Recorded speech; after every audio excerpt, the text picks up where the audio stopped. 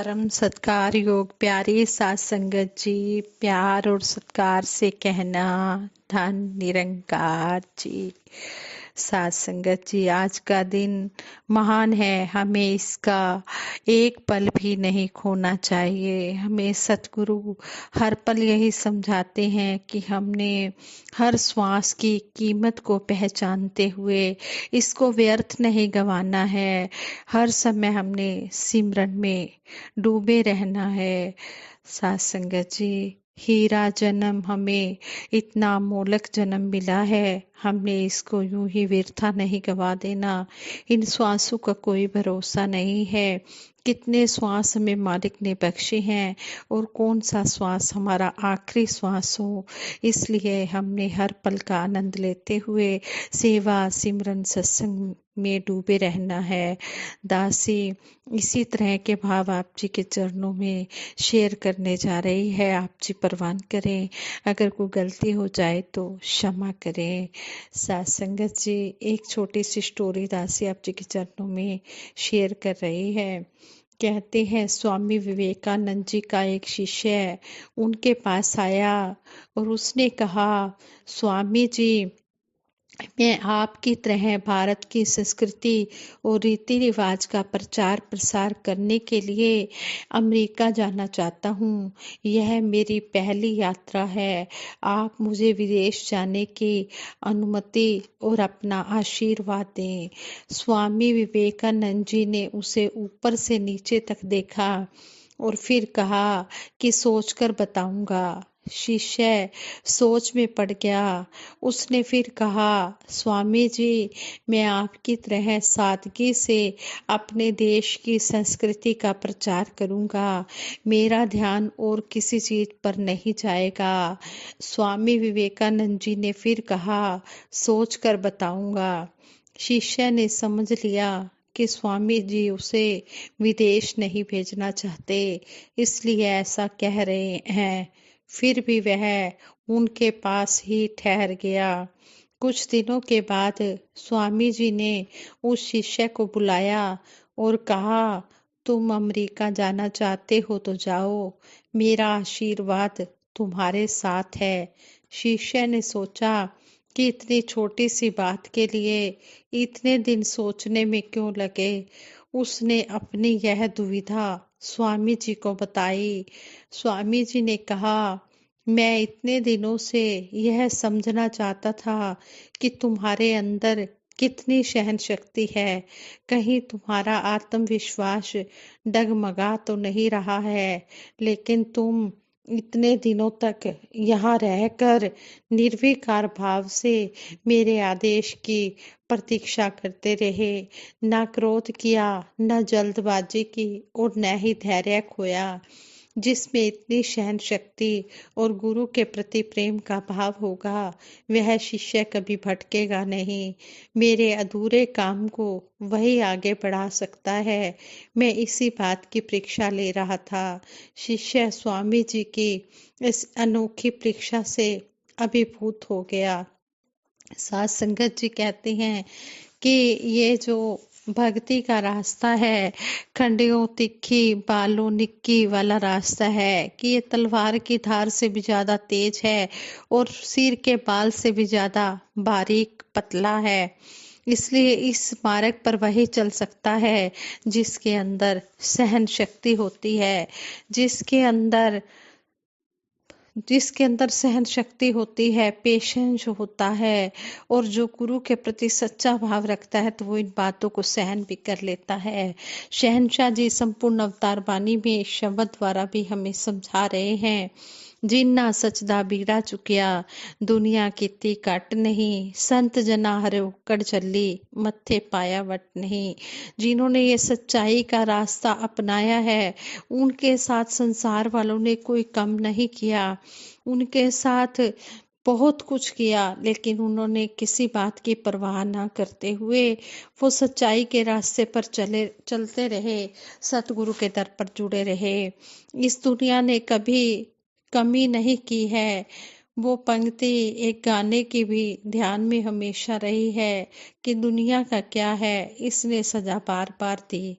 सतगुरु बाबा हरदेव सिंह जी महाराज भी अपने विचारों द्वारा हमें समझा रहे हैं कि ये तो हमेशा ही संसार में अज्ञानता वाले लोग, जिन्होंने सच्चाई को जाना ही नहीं, जिन्होंने परमात्मा के अस्तित्व की पहचान ही नहीं की, जिन्होंने स्वयं को जाना नहीं, जो केवल क्रियाओं तक सीमित रहे, जो केवल कर्म कांडों तक सीमित रहे और सच्चाई से कोसों दूर उसी दायरे में रहकर उसी को ही सत्य मानकर चलते रहे, जो हीरे को कांच मानते रहे।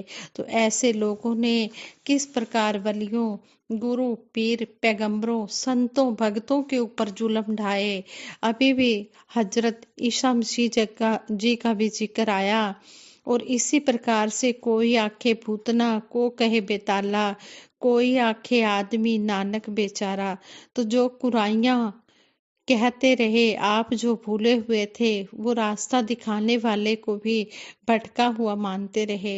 इसी प्रकार से लगातार संसार में ये अज्ञानता का अंधकार प्रभावी रहा है और ऐसी स्थिति में किसी को इससे बाहर निकालना ये कोई साधारण काम नहीं है। और यही मुश्किल काम संतों, गुरु, पीर, पैगंबरों के हिस्से में आता है। वो इस प्रकार संसार में गफलत की ऐसी गहरी नींद में सोए हुए लोगों को जगाने और उबारने के लिए कितने कितने तप त्याग करते आए हैं। और उसी लड़ी में युग प्रवर्तक बाबा गुरबचन सिंह जी महाराज ने भी जहां पर ऐसे योगदान दिए, वहीं पर चाचा प्रताप सिंह जी के तप त्याग का भी जिक्र हो रहा है। सेवा भाव उनके रोम रोम में रचा बसा हुआ था। गुरु का एक इशारा ही उनके लिए सबसे प्रिय था। इस प्रकार से उन्होंने जीवन भर सेवा कमाई और सेवा दल का रूप भी जो बना, वो रूप बनाने के लिए भी पहल चाचा प्रताप सिंह जी ने ही की और उनके चाहना व कोशिशों को मंजूरी मिली। सेवा दल का रूप भी बना और स्वयं उन्होंने केंद्रीय अधिकारी होकर भी कोई भी ऐसा काम नहीं था जो कि हाथों से नहीं किया। चाहे जितना भी दुनियावी दृष्टि से उनको रुतबा मिला हुआ था, लेकिन फिर भी उन्होंने वही सादगी अपनाए रखी और उसी तरह से वही तसले उठाने और वही सब कुछ करना।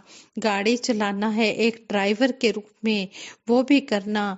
कहीं पर साउंड सिस्टम, लाउड स्पीकर्स भवनों में लगने हैं तो उसके बनाने में लग जाना इत्यादि।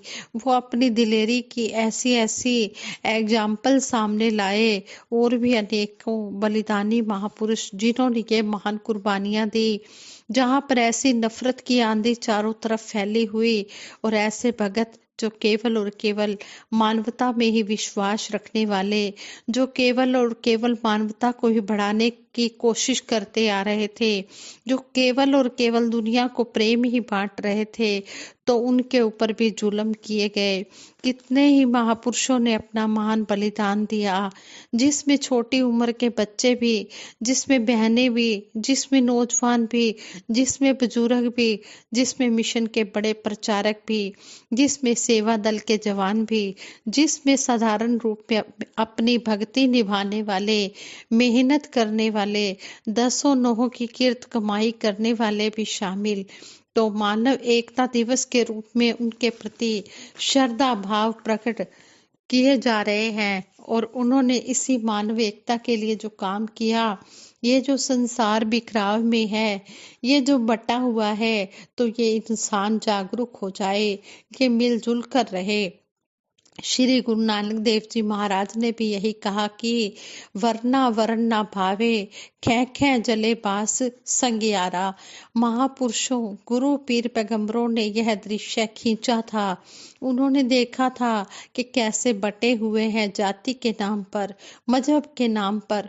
उन्होंने भी यही चाहा और यही कोशिश की कि इस एक के साथ जुड़ जाएं, इस एक की जानकारी प्राप्त कर लें और फिर इंसान एकता के सूत्र में इस तरह बन जाए कि मानव मानव को प्यारा लगने लगे, मानव मानव के प्रति नफरत का भाव न रखे, मानव को कीड़े मकोड़े समझकर उसको पैरों के नीचे न रौंदे, हितैषी बने, एक मानव दूसरे मानव का यही भला चाहे।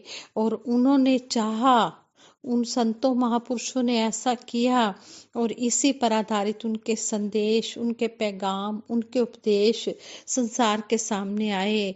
इसी प्रकार से उन्होंने ये महान योगदान भी दिया। चाहे वो सतयुग हो, त्रेता हो, द्वापर हो, कलयुग हो, हर युग में, हर दौर में गुरु, पीर, पैगंबर, संतों, भक्तों, महात्माओं ने इसी प्रकार से मानव एकता स्थापित करने के लिए अपने योगदान दिए। लेकिन संसार के इंसान की ऐसी हालत है, इंसान की ऐसी अवस्था है कि ये बिखराव में ही रहता है। इसके कदम उस ओर बढ़ते ही नहीं है और इंसान ऐसी हूढ़मति से युक्त होकर विचरण करता है कि जैसे एक वो पशु होते हैं जो गंदगी में ही रहना पसंद करते हैं, वो गंदगी में ही लिप्त रहते हैं, वो उस गंदगी से बाहर आना ही नहीं चाहते हैं। इसी प्रकार से इंसानों की भी ऐसी हुड़मती होती है कि ये बाहर निकलना ही नहीं चाहते हैं, उससे बाहर आना ही नहीं चाहते हैं और अपना मोलक जन्म यूं ही संसार में ही लगाकर चले जाते हैं। महापुरुष संतजन यही चाहते आए हैं कि इंसान क्यों इस तरह माया में लिप्त रहे, क्यों ये भ्रम भुलेखों में लिप्त रहे, क्यों इसकी आत्मा ज्ञानता के कारण आवागमन के बंधन में पड़ी रहे, क्यों नहीं अपने ऊंचे पद को प्राप्त करे, क्यों नहीं अमरता को प्राप्त करे, क्यों नहीं ये सही मायनों में एक इंसानी चाल चले। महापुरुषों संतों के मनों में ये पीड़ा थी, इसलिए वो ऐसे उपकार करते चले गए, चाहे उनके साथ दुनिया कैसे भी पेश आई। जैसे वो एग्जाम्पल लगातार संतों के बारे में ही दी गई है कि चंदन के पेड़ के साथ जहरीले से जहरीले सांप भी क्यों ना लिपट जाएं, चंदन अपनी शीतलता नहीं छोड़ता है, वो अपनी खुशबू नहीं छोड़ता है। महापुरुष संतजन भगत जन भी इसी प्रकार उपकारी हुआ करते हैं। कहते हैं संत न छोड़े संती, चाहे कोटिक मिले असंत, चाहे करोड़ों असंत मिल जाएं, चाहे करोड़ों ऐसे लोग नफरत करने वाले सामने आ जाएं, लेकिन वो अपना संतों वाला स्वभाव कभी भी नहीं छोड़ते हैं। वो जो संत वृत्ति है उसका दामन नहीं छोड़ते हैं। तो यही प्रूफ लगातार सच्चाई के रास्ते पर चलने वाले, मानवता के प्रति दर्द और भलाई का भाव रखने वाले, इसी प्रकार से अपनी उस अवस्था को उन्होंने कायम रखा कि चाहे कैसे भी हालात हो, लेकिन हमने शीतलता ही देते जाना है, हमने प्रेम की फुहार बन के बरसते ही जाना है, हमने अंगार नहीं बनना, हमने जलती हुई आग को थामने के लिए पानी का, बरसात का रूप बनना है। तो इसी प्रकार से संतों ने ये कर्म किए और अपनी उस अवस्था को उन्होंने बनाया रखा और हमेशा यही कहा कि तेरे बाणे सर्वत का भला, सारे संसार का भला मांगते आए और सबका भला करते आए। तो इस तरह मानव एकता दिवस के अवसर पर भी हमें उन्हीं की शिक्षाओं, उन्हीं का जीवन अनुकरण करना है। ऐसे महात्माओं, गुरु, पीर, पैगंबरों ने जो रेखाएं खींची हैं अपने जीवन के द्वारा, अपनी वाणी के द्वारा, तो उसका अनुकरण करने के लिए ही याद उन संतों, महात्माओं, भक्तों को याद किया जाता है। ऐसी देन को जो गुरु के ऊपर समर्पित रहे, जो गुरु की हर बात को कर्म रूप में ढालते रहे और आगे भी यही समझाते रहे कि हमने जो भी गुरु कहे हमने वही काम करते चले जाना है और गुरु के हमने प्रिय बनना है। गुरु का प्यारा हम तभी बन सकते हैं जब हम गुरु के कहे मुताबिक काम करते चले जाएंगे, उसको हम अपने आचरण में, अपने कर्म में इम्प्लीमेंट करते चले जाएंगे। तो दासी यही आशीर्वाद मांगती है कि जिस तरह हमें सतगुरु हर कदम पर समझा रहे हैं, हमने इन बातों को अपने जीवन में ढालते चले जाना है और इस तरह हमने अपने मन में सहन शक्ति भी रखनी है, संतों महापुरुषों का आदर सत्कार भी करना है, हर एक का आदर सत्कार करते चले जाना है और सतगुरु के प्यारे बनना है और अंतिम श्वासों तक हमने सतगुरु की शिक्षाओं को अपने जीवन में कर्म रूप में ढालते हुए सेवा, सिमरन, सिमरन सत्संग करते हुए अपना ये जीवन जो है हमने इसके मोल डालना है, हमने लोक सुखी और परलोक सुहेला करना है। और सभी के लिए भी दासी यही आशीर्वाद मांगती है कि सच्चे पातशाह सभी के ऊपर अपना मेहर भरा हाथ रखना, मेहर भरी नजर रखना, किसी को भी कोई मुश्किल की घड़ी न दिखाना। सच्चे पातशाह सबको सद्बुद्धि देना, सद्विचार देना, सद्मार्ग देना। साथ संगत जी प्रेम से कहना, धन निरंकार जी।